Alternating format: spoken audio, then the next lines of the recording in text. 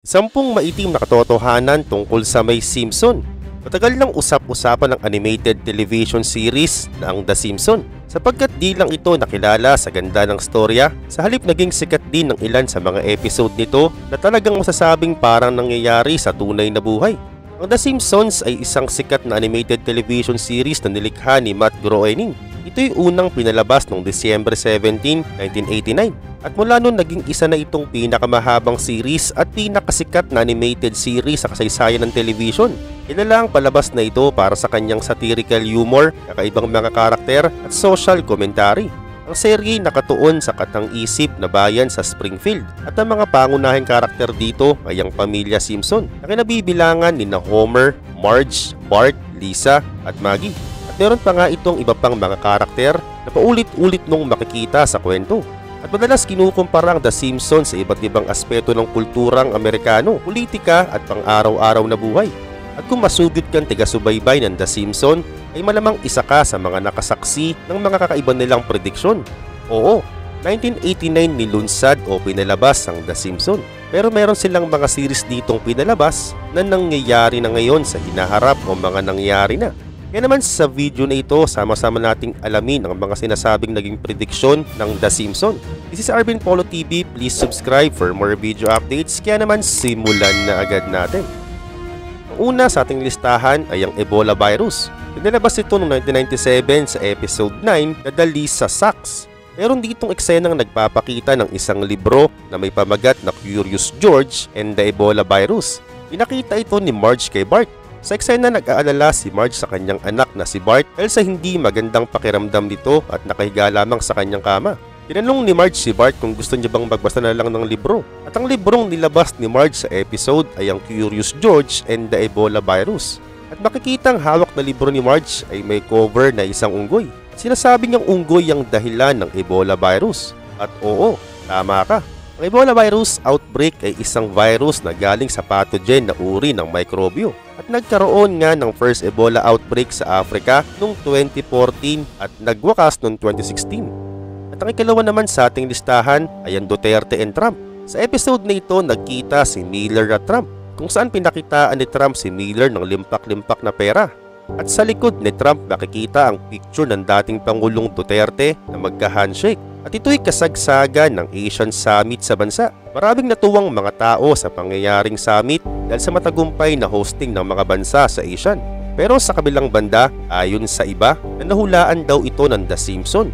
Pero ayon sa mga articles ng Asian Summit, mas nauna ang summit bago ipalabas ang episode na ito. December 14, 2017 na ere ang episode na ito ng The Simpsons. Pero ang handshake sa Asia ni Duterte at ni Trump ay naganap noong November 13, 2017. Hindi convincing, no?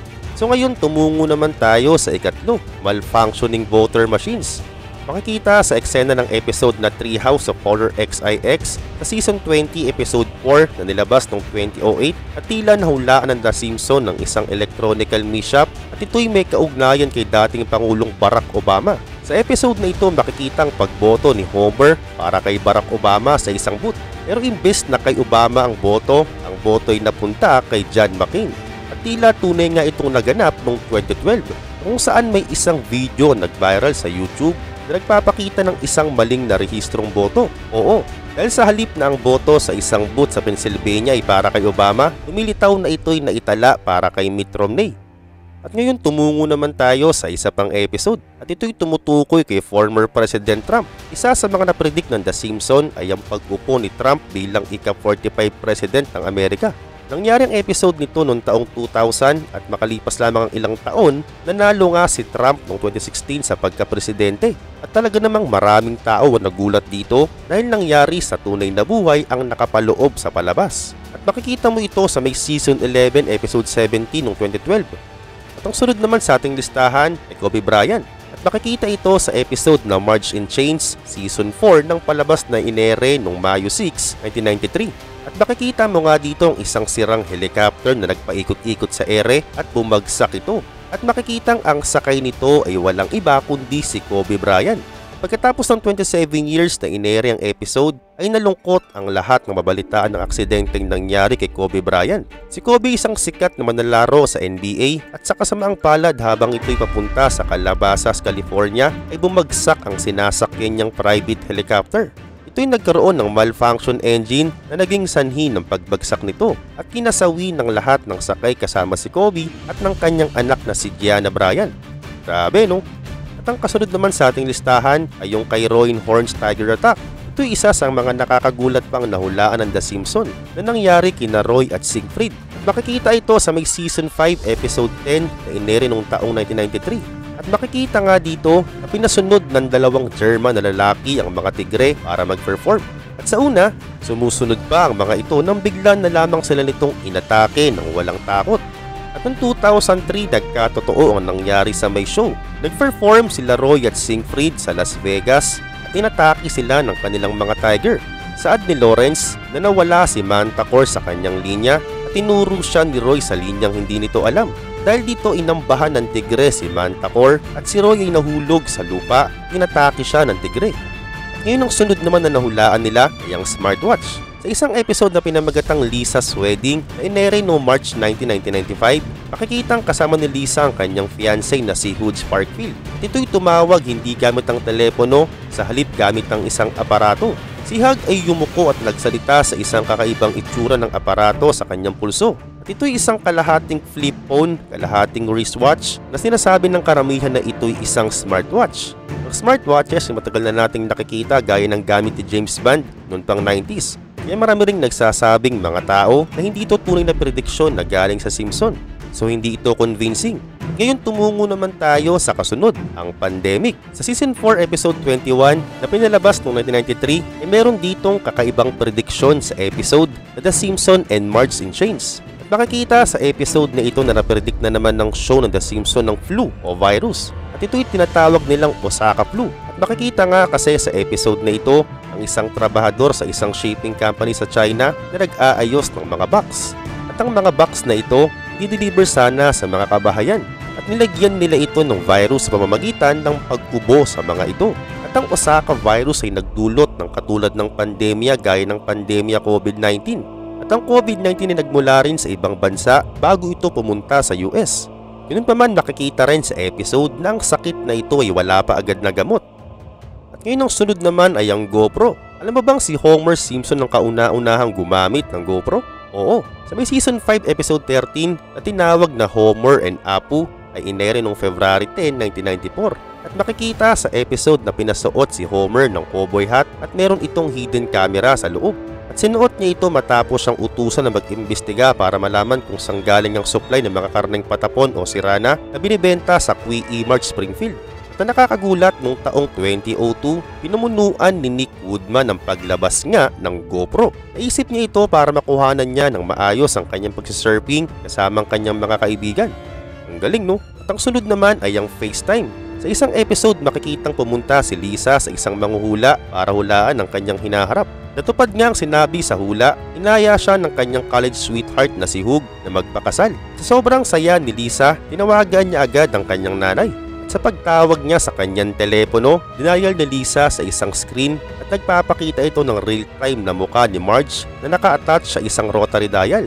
At ito'y makikita sa may Season 6 Episode 19 na inere noong taong 1995.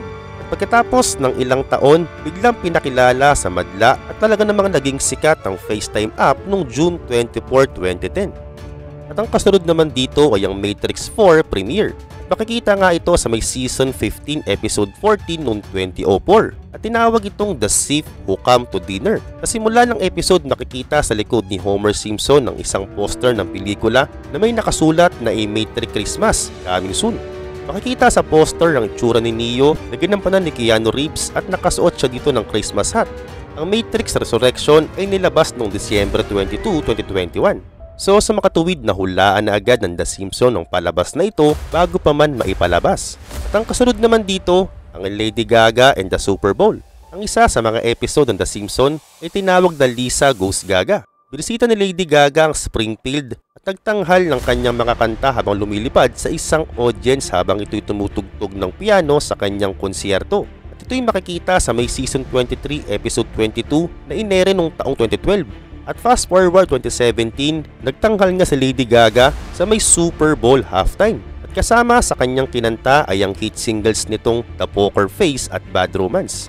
Sa kanyang pag-perform sa halftime show, si Lady Gaga ay makikitang tinutugtog ang Million Reason sa kanyang piano habang nakataas ang mga ilaw na hawak ng mga fans sa baba ng stage. At ang kasunod naman sa ating listahan ay ang Baby Translator. Sa episode na tinawag na Brother, Can You Spare Two Dimes na inere noong Agosto 27, 1992, ay makikita rito sa episode ng half-brother ni Homer na si Herb. Bumisita si Herb kay Homer pagkatapos itong mabalitaan na nagkaroon ng pera si Homer dahil sa trabaho. Binida ni Herb kina Homer at Marge ang inimbento nitong baby convention at sinample niya pa nga ito kay Maggie. At na nagbabold si Maggie, agad itong tinranslate gamit ang kanyang baby convention. At sa episode na nga na ito, pinakita din na naibalik ni Herb ang perang hiniram niya kay Homer para maging kilala ang kanyang imbensyon. At pagkatapos ng maraming taon, marami na ring mga brand ang mga baby translator ang nagsilabasan. At ang kasunod naman sa ating listahan ay ang Submersible Disaster. Sa episode na tinawag na Homer's Paternity Coot, makikita rito nagpakilalang tunay na ama ni Homer. Dito sumama ang buong pamilya sa malaking barko at nagpasya nga silang sumisid gamit ang isang makabagong submarine para makahanap ng isang lumang barko. At makikita rin sa show na nawala ng oxygen si Homer at sa kabutihang palad, ito'y nagising na lamang sa ospital. At makikita nga ito sa episode 10 at season 19 na inere noong January 2006. At ang dahil sa nangyari kay Homer sa ilalim ng karagatan, maraming nag-share ng episode na ito. At hinalintulad pa nga ito ng mga tao sa 5 taong na-trap nang subukan nilang puntahan ang lumubog na barko ng Titanic noong June 2023. Ngayon ikaw, anong tingin mo dito? Ito bang nahuhulaan na lang ng The Simpsons ng mga mangyayari sa hinaharap? Comment down below.